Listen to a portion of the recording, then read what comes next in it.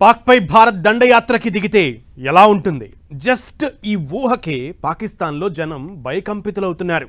ఇది ప్రాణాలకు సంబంధించిన విషయం కాదు, అక్కడి నిత్యావసరాల రేట్లకి సంబంధించిన విషయం. ఆ ఆలోచనతోనే ఇక్కడి రేట్లు భారీగా పెరిగిపోయాయి.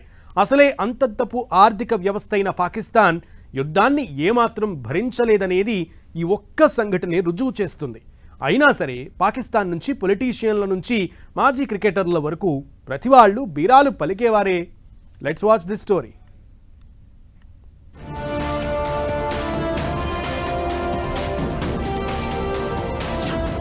పాక్ జనాలకు దెబ్బ మీద దెబ్బ. అసలే అంతంత మాత్రం ఆర్థిక వ్యవస్థ. యుద్ధం వస్తే మరింత ఇక్కట్లే.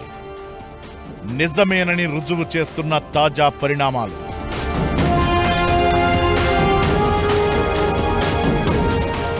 పాకిస్తాన్కిప్పుడు తీవ్ర సంక్షోభం కళ్ల ముందే కనిపిస్తోంది. యుద్ధం వస్తే కాదు, వస్తుందన్న ఊహతోనే స్థానిక నిత్యావసరాల రేట్లు బీభత్సంగా పెరిగిపోయాయి. వార్ డిసైడ్ అయితే ఇక కొనడానికి సరుకులు దొరకవేమో అనే ఆదుర్దాతో జనం ఎగబాటంతో రేట్లు కూడా పెరిగిపోతున్నాయి.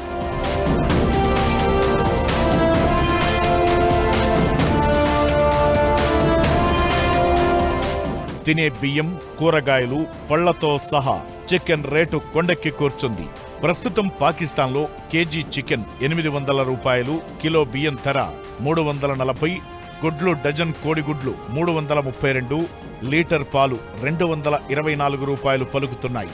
ఇక టమోటా 150 రూపాయలు, బంగాళాదుంప 105 రూపాయలకి చేరింది. అంతేకాదు, ఎగుమతులపై భారత్ విధించిన ఆంక్షల కారణంగా పాకిస్తాన్లో ఎమర్జెన్సీ మెడిసిన్స్ రేట్లు కూడా పెరుగుతున్నాయి. అలానే అసలవి అందుబాటులో ఉండటం లేదంటూ కూడా సమాచారం వస్తోంది. ఇప్పటికే తీవ్ర నగదు కొరత, ఆర్థిక సంక్షోభంతో కొనారిల్లుతున్న పాకిస్తాన్కి తాజా పరిణామాలు దెబ్బ మీద దెబ్బలా మారాయి.